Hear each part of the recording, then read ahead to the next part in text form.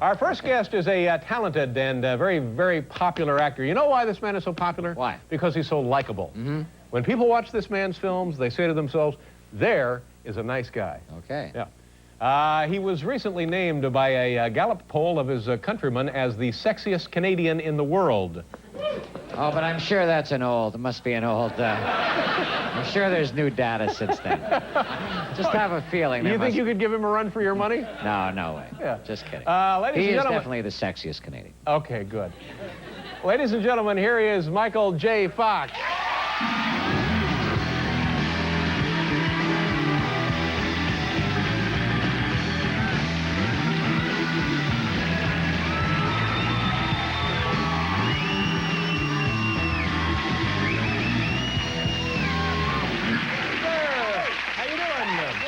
Nice to have you here with us. Nice to be here. I saw you in the hallway before the program, and you're there with your little son. My son Sam is there. I should say, Sam, I'm out here. See, it's okay. I'll be back in a minute. Is he at the age now where he goes to all of your work with you? Does he go on the movie sets? Well, Does he travel with you and stuff? He's my representative. He's my agent.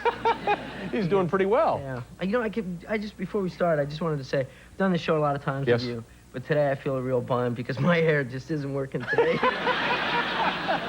Yeah, you know. I just couldn't Now, get it you know what they together. told me a second before I came out to do the show? They said, humidity. It's the humidity. Yeah, it's So I don't know. It's not the heat at No, all. yeah. It's the humidity. But yours, I would say, yours looks Michael J. Foxy-ish, as it always does. There's the rub. Yeah, that's. No, that's it the looks fine. problem. Mine always looks like a really, really not very successful insurance salesman. This is what mine looks like.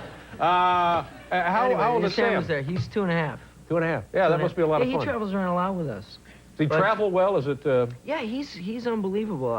It might be in the genes because I was a military kid and I traveled around a lot. Got the old traveling genes, huh? Those traveling genes, like these ones. And he, in fact, in the summertime, we had traveled around a lot this summer. We've been to Europe and Spain and Paris, and then we went back to New York, and then we went to Connecticut and all these places. And we rented a house on the beach in California, and we got there and we dropped our bags off at the house and walked out to the beach. And all of a sudden, Sam started crying, and I said, "What's the matter?" He said, "Home, home, home." I thought, "Oh, this is it. You know, this is the moment, the big crisis. You know, he finally wants some stability in his life." And I said, "Well, where's home, Sam?" And he said, "There." And he pointed to the house we just rented. Like, "You idiot, the one we just rented. Get me in." You know? Any place with a door is home. Yeah. So then I pretty much knew he was fine. Yeah. Now we've talked to other people about this, and I believe that it's probably the best thing to do is just take the kid with you everywhere you go. As long as you're enjoying it and he's enjoying it, fine. No Absolutely. problem. And if he's not enjoying it, ultimately you are bigger. Yeah. Which for me is a rare privilege. Yeah. You know, so I exercise it whenever I can. Or just FedEx him home. You know, he's working. This is true. You know, I actually had an idea about that because if you've ever taken a 2-year-old on a plane, it would be really interesting if there was some kind of just, humane kind of I think we have to stress humane. baby X, kind of overnight, same day even. The girl with the cue cards here, Sam is working her big time in the hallway. Well, big time. I want to tell you that's been going on all day, long before Sam got he here. elbowed Biff out of the way. Yeah, I know. Now, did you take him to Japan? Did you mention you were in Japan? No, I didn't take him to Japan because I was just there for a very brief time. It would have been Japan was really interesting. I don't know how one says this, but I'm big in Japan, I guess. Worshipped popular. as a god. A little bit. Yeah. A little bit. It's interesting. I guess I would be big in Japan anyway, just because of whatever. But but then I realized actually the Japanese people are growing. Did you know that that this generation is like 9 inches taller? They're than growing the in last stature, gen- is what you're saying. Yeah, because they're eating so much. But anyway, I went to Japan. And Henry Kissinger was on the plane when I was going to Japan. Now, this is interesting. You were in Japan, I'm guessing, some kind of work-related deal. I was going to promote Doc Hollywood in, I in see. Japan. Right. And what was Dr. Kissinger doing? Margaret Thatcher was there, so he was going to see her. And They're dating, I understand.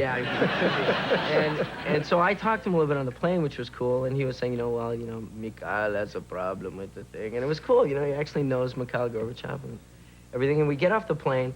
And there's swarms of media there, and he gets off the plane and kind of looks up, and they push past him, and I get off the plane, and they're all around me.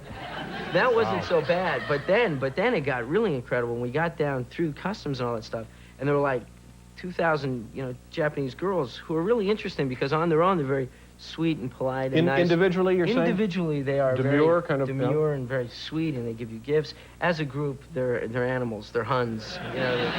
And I saw Henry Kissinger try to get through this group of, I'll never forget, it's an image burned in my mind, try to get through this group of like 2,000 12-year-old Japanese girls and get hooked with an elbow in the side of the head. This guy has negotiated with world leaders for years and years, and the 12-year-old girl took him down. Wow. So I apologize to Henry if he's out there watching. Yeah. Very, Did very you sorry. on the note or some on the flowers plane or flight? something. Did you find it really interesting company to talk to the guy, or did it just make you feel inadequate, or how was it? No, I just spoke to him briefly a few times, which was almost enough to feel inadequate. But no, no, it was just interesting. It's really funny how you. I always find it because there's this like I'm famous, you're famous thing where somebody's well known comes up and it's like hi Mike, hi we're in a big whoever. famous people club. And I'm just like hi, I don't know you, hi, how are you? And so there's that kind of thing going, but I never get used to that. So I'm just like you're Henry Kissinger, geez. Yeah. No, I mean, wow, I understand what you're saying. I mean, he's in a category, where that's the kind of guy that would really get your attention. It's not like it's David Hasselhoff or something, where I love you. I love you. I know he's okay. He's okay. He's no Henry Kissinger, but he's Anson Williams, who is also on that list. Yeah. I think and both of those guys would have made great secretaries of state. I'm not saying that they wouldn't. All right, Michael, let's do another commercial, and if you have a minute, we'll come back and chat some more here with our friend Michael J. Fox. All right. Hi there. Michael is here. Kevin Nealon is also here. You must know Kevin Nealon from Saturday Night Live. You hosted it like 4 or 5 times or something. Once. It felt like 4 or 5 times, but it was just once. Yeah. Also, the sub-dudes will be out here a little bit later. Have you gotten to the point now, and I guess this happens right at birth, when you take a look at your child and either through a gesture or a facial expression or some kind of physical appearance. Cheap piece of shtick. No. That's me. Yeah, the child starts to remind you of yourself. Yeah, it's a lot more now. Now that he starts to, articulate and set his agenda and stuff. Wait a minute, the child has an agenda? He definitely has an agenda. Yeah, he has. He's got a game plan for every situation. Yeah. But I mean, I can see him. Like there's a thing that I did as a kid that I thought was such a unique thing, and I can see him doing it. One day my dad got a call from the guy at the corner store. I used to live on a military base, and the guy in the corner store said, your kid Mike is down here and he wants to buy some candy. And my dad said, all right, listen, I'll come down in a minute. What does he want? I'll buy it for him. He said, oh, you don't have to come down. He's got the money for it. My dad said, yeah. He said, he's got $375. I had my dad's wallet. I was 3 years old. You would just pick his pocket and take the wallet into town. I guess I just said, oh, there's the wallet. Great. You can go to the store with this. And I was 3 and I went. So I could see Sam doing that. Yeah. And happy to say he might be able to do a lot more damage than I could have at that point. Maybe so. Yes, you bet. Now, how did Dad handle this? Beat me severely. No. I'm not gonna get the people cover that way. Okay. Sorry. No. I'm leaving it.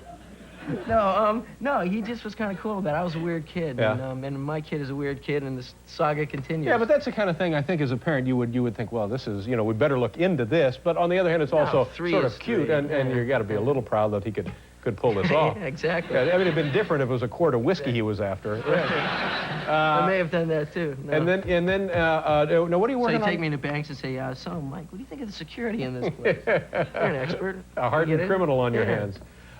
So Doc Hollywood was, this is like a big hit for you. Yeah, it did really well this summer. And are you on to another film now? I'm trying to figure out what I want to do. I've taken a year off to just hang out with my son, and it's been great. Yeah, that's terrific. Yeah. You and I should do like one of those buddy pictures.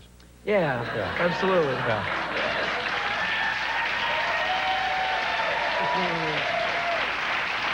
We can do the poster, be like, you nuts. Yeah, that'd be great. Yeah. The nuts, the nutty guys. All right, there you go. It writes itself. Exactly. You and I are in a situation, and we're being nutty. Here's what it is. I got it right here. It's you and your son, of course, right. and you're happily married, but for some reason we never see your wife. Right. But you're happily married. Yeah, very happy. And it's me and the model, and we all travel. I like it. We're going across country. We rent a car and boom, like a Thelma and Louise, but with one other person and a baby. And it could be like a pilot, kind of a backdoor pilot for ABC. Oh, yes.